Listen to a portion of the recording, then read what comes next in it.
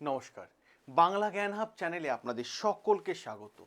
একটা খুব বড় প্রশ্ন এই মুহূর্তে তৈরি হয়েছে, সেটা হলো আমেরিকা বারবার বলছে যে যুদ্ধবিরতি তারা করবে। তারপরও কিন্তু যুদ্ধবিরতি হচ্ছে না। তারপরও দেখা যাচ্ছে আমেরিকা হামলা করে দিচ্ছে, ইসরায়েল হামলা করছে, ইরান পাল্টা হামলা করছে। আবার আমেরিকার প্রেসিডেন্ট ডোনাল্ড ট্রাম্প বারবার বলছে যে আমরা যুদ্ধে জয়লাভ করে গেছি। আর এই মুহূর্তে দাঁড়িয়ে বিশ্বের বিভিন্ন দেশের প্রেসিডেন্টরা, প্রধানমন্ত্রীরা তাদের একটা বক্তব্য এবং একটা স্টেটমেন্ট খুব ক্লিয়ার, পরিস্থিতি একটা দীর্ঘ সময়ের মধ্যে দিয়ে যেতে পারে এবং একটা খারাপ সময়ের মধ্যে দিয়ে যেতে পারে। কিন্তু বোঝা যাচ্ছে না যে একটা বিষয়, যে এই সব কথাবার্তা বলার পেছনে কি অন্য কোনো কারণ আছে। আজকে আমি সেই বিষয়টা আপনাদের সামনে তুলে ধরবো, এবং আজ আমি যে বিষয়টা নিয়ে কথা বলছি এটা শুধুমাত্র একটা অনুমান করা, কিন্তু এর পেছনে রয়েছে একাধিক যুক্তি, একাধিক লজিক। সেই যুক্তি এবং লজিকে আমি আপনাদের সামনে পরিবেশন করব, যেটা এই মুহূর্তে আপনাদের কাছে শোনার পর আপনাদের হয়তো হাত পা ঠান্ডাও হয়ে যেতে পারে। কি এমন ঘটনা? এখন পারমাণবিক বোমা নিয়ে আলোচনা কোথাও না কোথাও যেন চুপি সারে শোনা যাচ্ছে। কেন আমি এই কথাটা বলছি, জাস্ট একটু বোঝার চেষ্টা করুন এবং একটু আর্টিকেলটা ধৈর্য ধরে দেখুন কেন এই কথাটা আমি বললাম। কারণ কোথাও না কোথাও চুপিসারে আলোচনা হচ্ছে। অ্যাকচুয়ালি আসলে কি হয়েছে আমি আপনাদের কাছে ক্লিয়ার করে দিই সেই বিষয়টা। বিষয়টা হয়েছে, আমেরিকায় এই মুহূর্তে ইরানের সাথে কোনোভাবেই আলোচনায় বসতে রাজি নয়। অপরদিকে ইরানও বারবার বলে দিচ্ছে আমরাও আলোচনা চাই না। এইটা একটা গেল কারণ।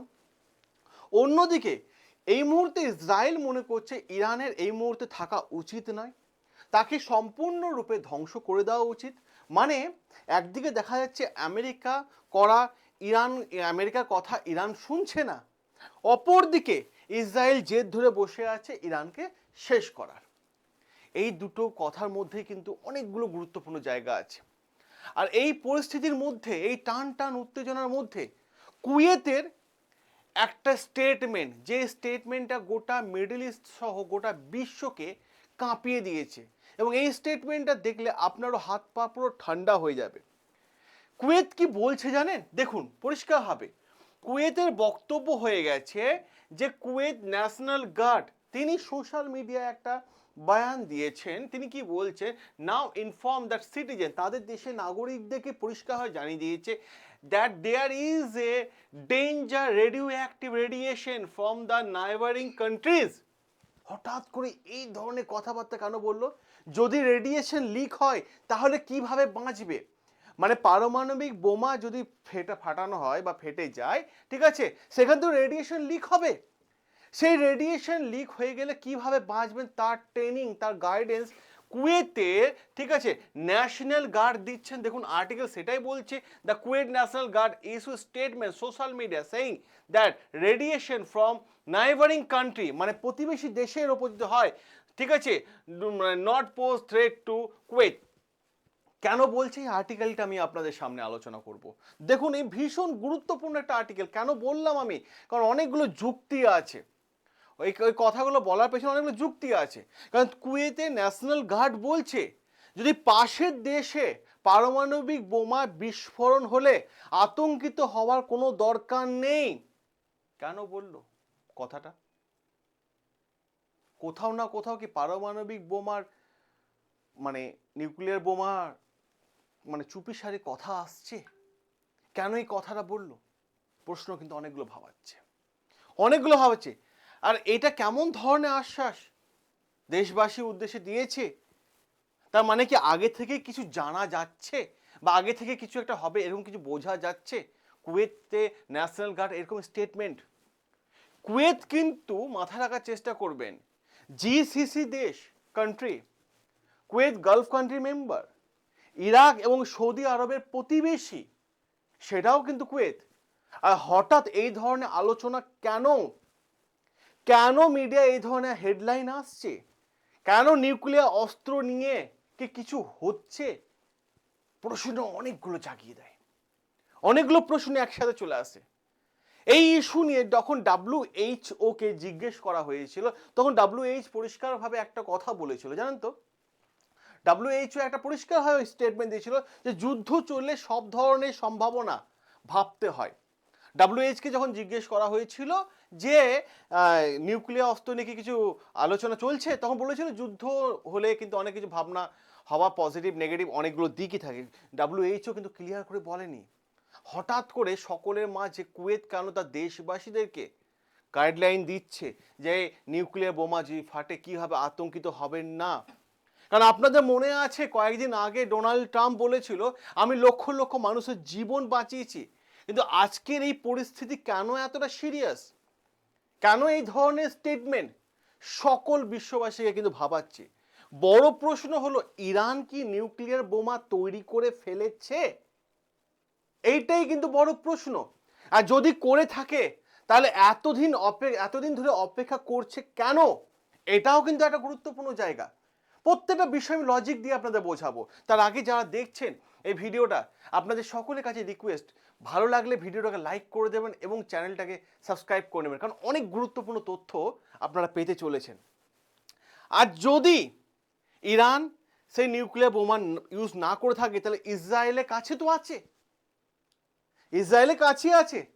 তাহলে কি আমেরিকা এবং ইসরায়েল মিলে ইরানকে বড় কোনো শাস্তি দিতে পারে? এটাও বড় প্রশ্ন। সবই অনুমান, কিন্তু সবই কিন্তু চিন্তার বিষয়। পুরোটাই কিন্তু চিন্তার বিষয়, সবই অনুমান। আর এই মুহূর্তে যদি ইসরায়েলের অবস্থান আপনারা দেখেন তাহলে আপনারা দেখতে পারবেন এখানে ইসরায়েলের প্রেসিডেন্ট নেতানিয়াহু এবং ইসরায়েল বহুদিন ধরে আমেরিকাকে বোঝাচ্ছে যে ইরান 90% পর্যন্ত ইউরেনিয়াম এনরিচমেন্ট করে ফেলেছে। ঠিক আছে, পরিষ্কারভাবে বলি,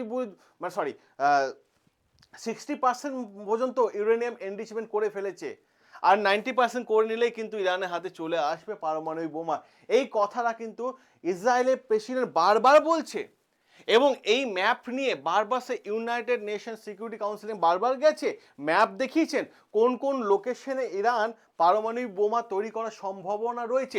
সেগুলো নিয়েও কিন্তু ইসরায়েলের প্রেসিডেন্ট ইউএনএ গিয়ে দেখিয়েছে, কারণ তাদের কাছে গোয়েন্দা সংস্থা সব জানে। কারণ ইসরায়েলে যে গোয়েন্দা সংস্থা মুসাদ, সে মারাত্মক লেভেলে খবর নিয়ে আসার মতো একটা এজেন্সি। সম্ভাবনা রয়েছে যে ইরানে এই সমস্ত জায়গায় পারমাণবিক ঘাঁটি থাকলেও থাকতে পারে। এই ম্যাপটা নিয়ে কিন্তু ইউনাইটেড নেশনে ইসরায়েল বারবার গেছে। এবার প্রশ্ন হচ্ছে বড় বিপদ কোথায় বলুন তো? বড় বিপদ ইসরায়েল যেটা বলছে, বড় বিপদ হচ্ছে যদি নিউক্লিয়ার বোমা যে না ফাটে কিন্তু নিউক্লিয়ার উপাদানের ওপর যে হামলাটা হয়। বুঝতে পারলেন না তো? বলে দিচ্ছে। ধরুন মনে করুন এই জায়গাতে, ঠিক আছে, তেহরানে মনে করুন সাপোজ তেহরানে এই জায়গায় ইরানে নিউক্লিয়ার পারমাণবিক ঘাঁটি রয়েছে।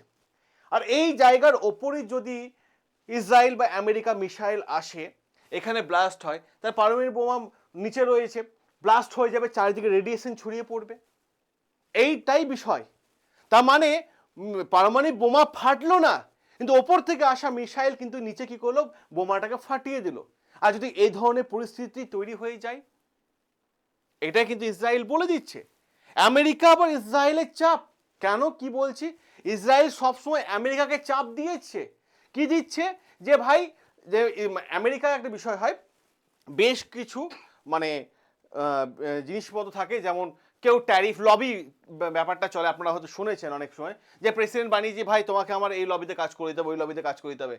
ইসরায়েল এখন আমেরিকাকে চাপ দিচ্ছে, ভাই তোমাকে প্রেসিডেন্ট বানানোর পেছনে আমি তোমাকে বলেছিলাম ইরানকে ধ্বংস, তা এখনো পর্যন্ত হচ্ছে না কেন? কারণ আমেরিকা এআইপ্যাক, ঠিক আছে, বলে একটা সংগঠন আছে, সেই সংগঠন কিন্তু এইটার ওপর কাজ করে যাচ্ছে, বারবার প্রেশার দিচ্ছে।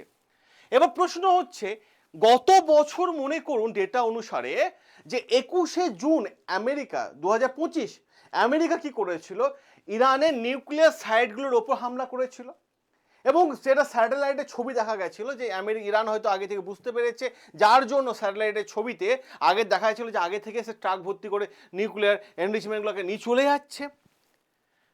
বর্তমানে সময় যদি আমেরিকার এই মুহূর্তে ডোনাল্ড ট্রাম্পের এই মুহূর্তে সিচুয়েশন দেখেন, ন্যাটো দেশগুলো কিন্তু আমেরিকাকে সাপোর্ট করছে না।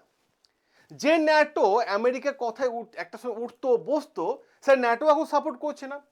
ইউরোপও আবার কি করেছে, খেলা ঘুরিয়ে দিয়েছে, ইউরোপ আবার আমেরিকা থেকে একটু দূরত্ব বজায় রাখছে। এবং মধ্যপ্রাচ্যে মিডল ইস্টে বেশ কিছু দেশ ক্ষুব্ধ হয়েছে আমেরিকার ওপর, কারণ আমেরিকার এখানে ইমেজ নষ্ট হচ্ছে। কারণ এই যে বিষয়টা ঘটেছে ইরানে পাল্টা আক্রমণ, যার ফলে ন্যাটো ঘুরে গেল, ইউরোপিয়ান ইউনিয়ন দেখছে ভাই কি দরকার, আমার বিপদ নিজের ঘরে আনা দরকার নেই, কারণ ইউএস অ্যাসেম্বলিতে পরিষ্কারভাবে আলোচনার বিষয়ে চলে আসছে। বারবার মিডল ইস্টে থাকা আমেরিকা ঘাঁটিগুলোতে ড্রোন হামলা চালাচ্ছে, স্ট্র্যাটেজিক্যালি আক্রমণ করে যাচ্ছে ইরান বারবার। এমনকি ইউএসএসডি আব্রাহাম লিঙ্কন, যেটাকে নিয়ে ডোনাল্ড ট্রাম্প বা আমেরিকা এতদিন ধরে গোটা বিশ্বের সামনে দেখিয়ে এসেছিল যে তাদের কাছে সব থেকে বড় এয়ারক্রাফট ক্যারিয়ার আব্রাহাম লিঙ্কন আছে, যাকে সমুদ্রের রাজদূত বলা হয়ে থাকে, তার ওপরও ইরান ড্রোন হামলা হয়েছে, সেটাও মেরামতে পাঠানো হয়েছে। এরকম ছবি আপনারা ফেসবুক, হোয়াটসঅ্যাপে বা ইউটিউবে বারবার দেখতে পেয়েছেন। সব মিলিয়ে এখন পরিস্থিতি এখন অন্য জায়গায় চলে গেছে। এখন আমেরিকা বলছে যে আমরা জিতে গেছি, সব ঠিক আছে, কিন্তু বাস্তবে চিত্র যদি দেখেন আলাদা খেলা আসছে।